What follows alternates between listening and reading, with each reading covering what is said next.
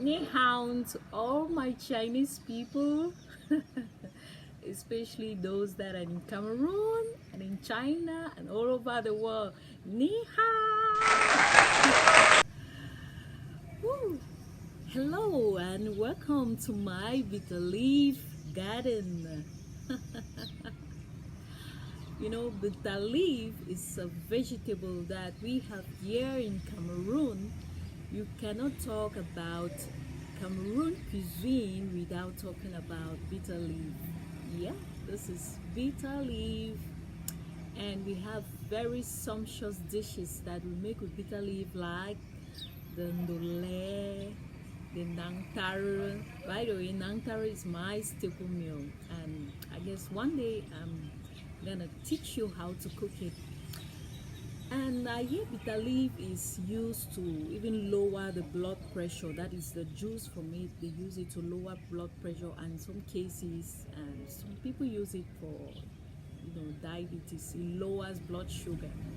But anyways, today is not about bitter leaf. Today is about an experience that I had that kind of changed my whole perspective about this culture thing. I'd always desire to promote culture, but this really helped me to maybe push me more to promote my culture more and more. Anyway, this happened some time ago, a couple of months back. I moved to this shop, a Chinese shop. In Cameroon, here in Cameroon, we have so many shops that are being owned by Chinese people. So I moved to this shop because I needed to get an item. And after getting the item, I paid for it. So I needed a receipt. So I asked the lady that was at the counter was a Chinese lady. So I asked her for a receipt. And she just scribbled something and gave me. And when I looked at it, I realized I was written. It was written in Chinese language. Can you imagine? She wrote something in Chinese and gave it to me. Can you imagine, guys? This lady is a Chinese lady in Cameroon. She couldn't write it in English or French, which is the official language of Cameroon. She wrote it in her own language. My God, it was so funny that I just took it away.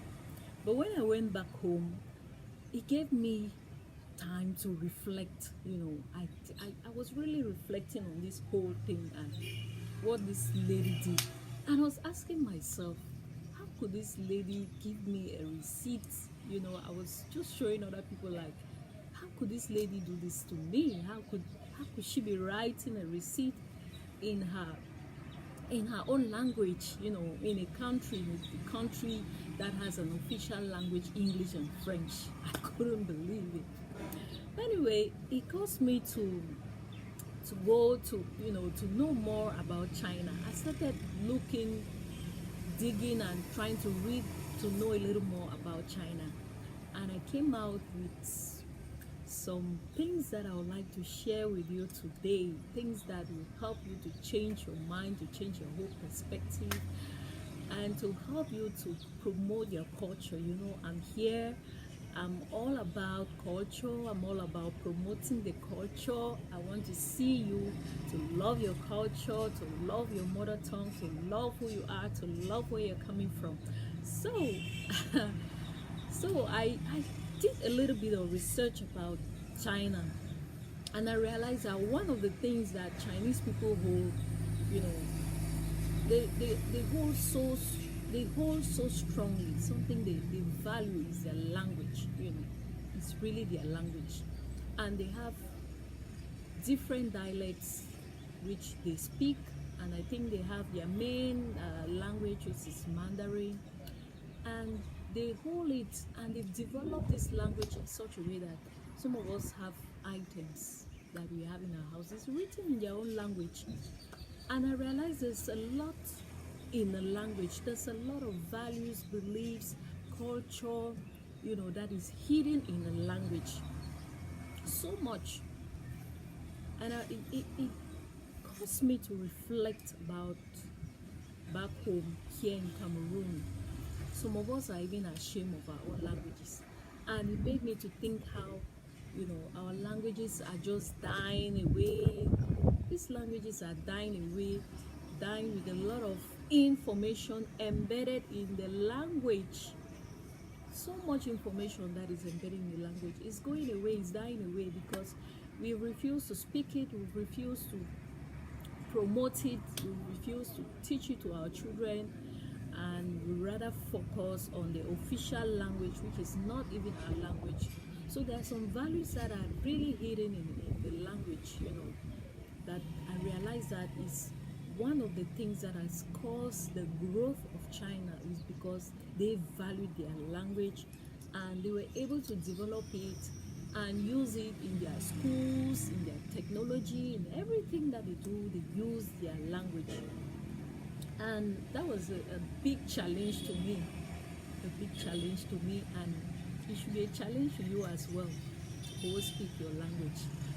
Another thing that I realized that Chinese hold strong to is their food. My God, Chinese cuisine is loved by so many people. And I discovered that in the US alone, there were 40,000 restaurants, Chinese restaurants. Can you imagine? If there were 40,000 restaurants, it means that many people love Chinese cuisine. And in the UK alone, 75% of the population depend on Chinese cuisine. What does that mean? That means that if they close all the Chinese restaurants, or they say, okay, no more Chinese food in the UK or in the US, there are so many people that are going to starve. So many people. And if you look, even in Africa or even in Cameroon, there is at least one Chinese restaurant somewhere. But I'm wondering if I can go to, let's say, Yaoundé, and I say, okay, I want to eat from a restaurant from my tribe, my Zangtabi restaurant. Or if I open my restaurant, anyway, by the way, I'm gonna open a restaurant and I'll call it the Zangtabi restaurant. And when you come there, you are going to eat from the cuisine of the Zangtabi people. Anyway, that's just to encourage you that it's important. It's important that we give value to what is ours and own it. Another thing that I learned from China was what their culture. And they've used their culture to build a touristic industry where there's a lot of income coming in from that. And I discovered that Chinese was the third most visited country in the world. Can you imagine that, guys? Third most visited country. And people go there to visit their culture, to visit the things that they've been able to preserve over the years. So many years they've preserved so many good things, thousands, hundreds of years. They preserve a lot about their culture, and people go there to visit, to know more about China. And when they go there, what do? They pay flights, they pay taxes, they grow the touristic industry, they sleep in hotels, in motels, and a lot of money is coming into the country. And I was just thinking, oh my God, we have so much in Africa, we have so much in Cameroon. If only Cameroon could develop the things that they have, if only in each culture. Let me even just talk about the meals. You have 280 language groups in Cameroon. Just imagine if you have to, if each culture has to have a cultural center or a museum where when you go there you can know about the culture. I think it's going to attract a lot of tourists, because we don't want to develop our nation to look like another nation. We want to be able, we want to be distinct. We want to be you want to be distinct, we want to do something that is different, okay? We want to do something that is different. And it's, yeah, it's something that I'm challenging you guys today, because we are talking about development, we are talking about sustainable development. We want to develop, we want to grow economically, and yet there are so many opportunities that are passing us by in our culture. We have so much that we can show to the world, and we have so much that the world will be attracted to and come to our country, Cameroon. They say Cameroon is Africa in miniature, meaning that if you want to go to Africa and you have just one shot, you can come to Cameroon. Meaning that everything that you can go, everything in Africa is represented in Cameroon. So what are we doing? What are you doing? What are you doing? You need to start doing something, okay? Because to me, I believe that there is no growth, there is no economic growth, there is no sustainable development without the development of our culture. We cannot say we are going to grow or grow economically or otherwise if we don't develop our culture. And by the way, what are we leaving back to our children? What are we leaving to our kids? What are we leaving? I know some people will say, okay, I don't know how to speak the mother tongue. Yes, you don't know, but you know a couple of words that you can teach your kids. At least you got something from the world. Be able to leave something back to your kids to fight for.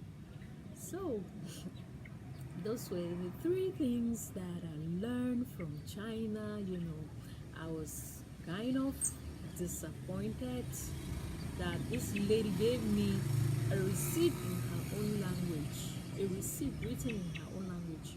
But at the end of the day, I learned something. And I just thought I should share with you today. So if this video was encouraging, please leave a comment. What do you think? What do you think about your culture? So just give me a like, and please don't forget, always subscribe, and see you next time. Bye bye.